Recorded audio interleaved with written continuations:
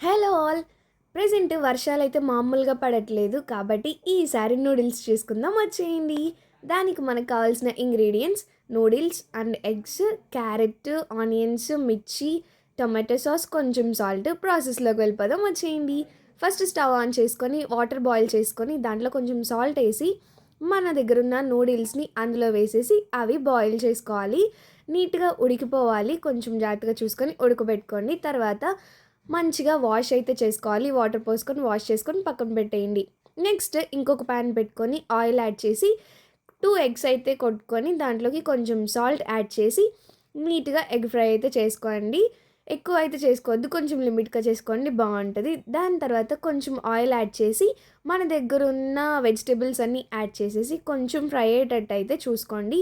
మరీ ఫ్రై కాదు. కొంచెం ఫ్రై అయ్యేటట్టు అయితే చూసుకొని తర్వాత మన దగ్గరున్న కెచప్‌నైతే యాడ్ చేసేయండి. అదే టొమాటో సాస్‌ని. దాన్ని యాడ్ చేసేసి ఒక్కసారి కలిపి దాని తర్వాత మన దగ్గరున్న నూడిల్స్ అండ్ కొంచెం కారం యాడ్ చేసి టేస్టింగ్ సాల్ట్ మీ ఇష్టం కావాలంటే యాడ్ చేసుకోవచ్చు. లేకపోతే లేదు. అండ్ ఎగ్ ఫ్రై కూడా యాడ్ చేసేస్తే ఒక్కసారి గట్టిగా కలిపేయండి. ఇంకేంటి సింపుల్‌గా మనకు కావాల్సిన నూడిల్స్ అయితే రెడీ అయిపోతుంది. టేస్ట్ నిజంగా చాలా చాలా చాలా బావుంది. ప్రెజెంట్ వర్షాకాలం కాబట్టి నాకైతే తినాలనిపించింది. అక్క అయితే ప్రిపేర్ చేసింది. టేస్ట్ యమ్మీగా అద్దిరిపోయింది.